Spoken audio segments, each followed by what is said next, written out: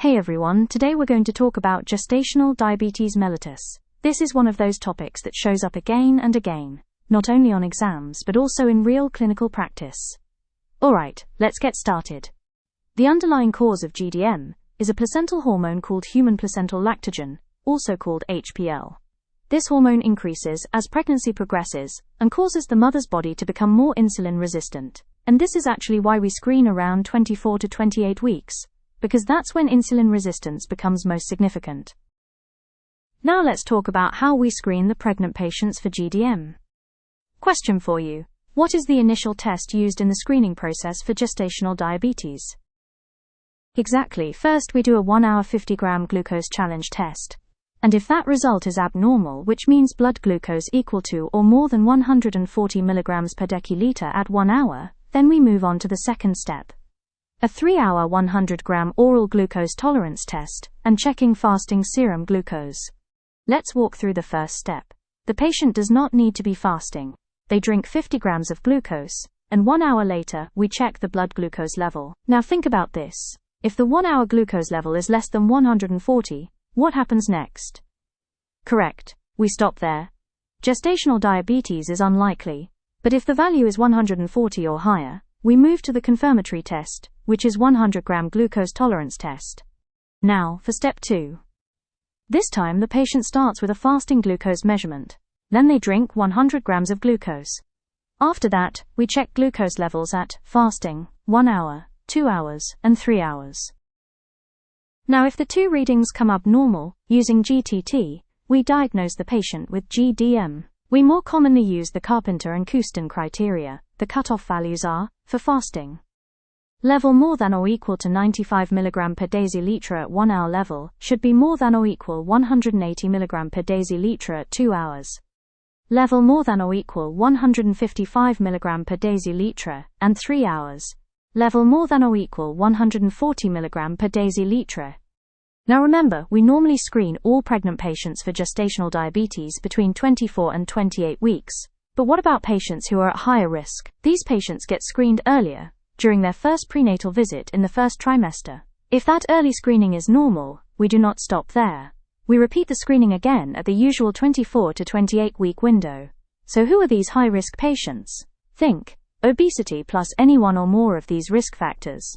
Previous gestational diabetes, previous baby with macrosomia, large baby, first-degree family history of diabetes, polycystic ovary syndrome, PCOS, maternal age 40 years or older. So the key idea: normal pregnancy, right pointing arrow screen at 24 to 28 weeks. High risk pregnancy, right pointing arrow screen at first prenatal visit, then repeat at 24 to 28 weeks if negative. This ends our prenatal screening and diagnosis. Now let's move into management. Question: what is the first-line treatment for gestational diabetes? The answer is diet and lifestyle modification. This includes nutrition changes, exercise, and glucose monitoring. But what if lifestyle changes are not enough? Then we move to medications. Options include insulin, metformin, or glyburide. Let's memorize the glucose goals. So fasting should be 95 or less. 1 hour after eating should be 140 or less. And 2 hours after eating should be 120 or less. Try saying these numbers together a few times. 95, 140, 120. Now let's discuss postpartum management in patients with gestational diabetes mellitus. After delivery, we have 2 important follow-ups. First, we check glucose within 24 to 72 hours after delivery, and then if that comes normal, we again check glucose levels around 6 to 12 weeks after delivery. The test we use is 2-hour 75-gram oral glucose tolerance test. This checks whether the diabetes has resolved or if the patient has persistent diabetes. Now let's talk about diet, because lifestyle changes are the first step in managing gestational diabetes. So what foods should we include? Focus on healthier, lower carbohydrate options like fish, cheese, salads, water and green juices, fresh fruits, low-carb cakes, sugar-free ice cream, real meat, vegetable pasta, and if you're craving a burger, choose it without the bread. For drinks, avoid high-sugar options, and choose healthier alternatives. Now what foods should we avoid, or limit? Try to stay away from snacks and fried foods, soda and fruit juices, bread and bakery products, sweets and regular cakes, regular ice cream, processed meats, high-carbohydrate meals like pasta with heavy meat sauces, burgers with fries, and sugary alcoholic drinks like beer and cocktails. The main idea is, choose whole foods, control carbohydrate intake, and avoid foods that cause rapid spikes in blood glucose. Now let's put the whole insulin calculation together. First, we calculate the total daily insulin dose based on gestational age. The formula is, the insulin requirement changes depending on the week of pregnancy. From 0 to 12 weeks give 0.7 units per kilogram per day, from 13 to 28 weeks, give 0.8 units per kilogram per day, from 29 to 34 weeks, give 0.9 units per kilogram per day, and from 35 to 40 weeks, give 1 unit per kilogram per day. For example, if a patient weighs 80 kilograms and is at 36 weeks pregnancy, use 1 unit per kilogram. 80 times 1 equals 80 units per day. Now divide this total daily insulin into two parts, half for basal insulin, and half for mealtime insulin, rapid insulin. So, 40 units basal insulin, and 40 units of rapid insulin.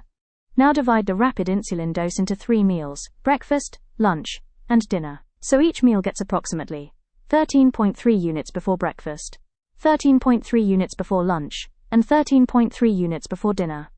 The rapid insulin should be given about 15 minutes before meals. The basal insulin is given once daily, usually at night, at the same time every day. Now let's learn how to adjust insulin per week. Let's start with the basal insulin. We monitor the basal dose of insulin by fasting blood glucose. So here's the question. If the average fasting glucose is still above 90 mg per deciliter, what do? We increase the basal insulin dose by 2 to 4 units. Now let's move to the bolus insulin.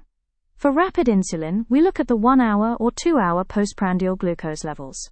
So think about this. What values tell us that the mealtime insulin needs to be increased? If the average 2-hour postprandial glucose is above 120 mg per deciliter, or 1-hour postprandial glucose is above 140 mg per deciliter, then we increase the appropriate mealtime insulin dose by 2 to 4 units. And remember, we adjust the dose before the meal that is causing the glucose spike. For example, if the after-breakfast glucose is high, we increase the insulin given before breakfast. Now let's talk about metformin as another medication option for gestational diabetes. We usually start with a low dose, metformin 500 mg once daily at night. Then, depending on the glucose levels and how the patient responds, we can increase the dose. It can be increased to 500 mg twice daily, or even 3 times daily if needed. The maximum daily dose is around 2500 to 3000 mg per day, divided into 2 or 3 doses. Before starting metformin, one important thing to check is kidney function. So we check serum creatinine before giving metformin, because it is contraindicated in significant renal impairment. And that brings us to the end of our lecture on gestational diabetes mellitus. If you found this lecture helpful, make sure to like the video and subscribe to the channel for more high-yield medical topics. Thanks for watching, and I'll see you in the next one.